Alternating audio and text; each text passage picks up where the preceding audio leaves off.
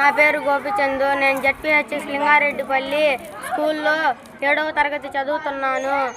వివిబిలో భాగంగా మా టీం ఊరిలో రైతులు ఎదుర్కొంటున్న ఒక సమస్యను ఎంచుకున్నాము.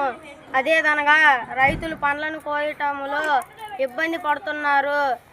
దీనికి పరిష్కారముగా మా టీం ఫ్రూట్ ప్లక్కర్ అనే వస్తువును కనుగొన్నాము. కావలసిన వస్తువులు: ప్లాస్టిక్ బాటిల్, కర్ర, తాడు, నెట్, లైట్.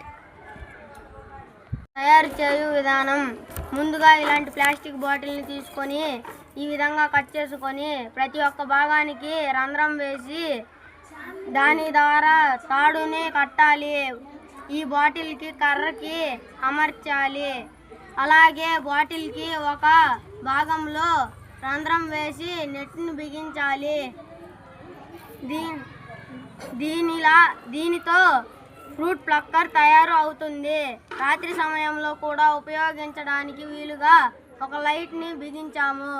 పనిచేయు విధానం: బాటిల్కి కట్టిన తాళ్ళు అన్నీ ఒకేసారి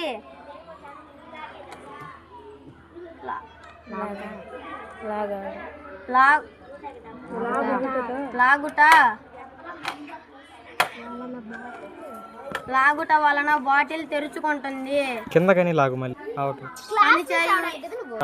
పనిచేయు విధానం: బాటిల్కి కట్టిన అన్ని తాళ్ళు ఒకేసారి లాగడం వలన బాటిల్ తెరుచుకుంటుంది. దాని వలన ఫలాన్ని పంపించి తాళ్లను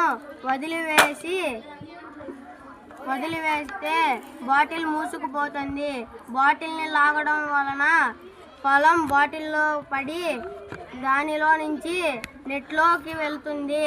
లాభాలు: సమయం ఆదా అవుతుంది, డబ్బు ఆదా అవుతుంది, లో కాస్ట్ మెటీరియల్తో తయారు చేయబడుతుంది.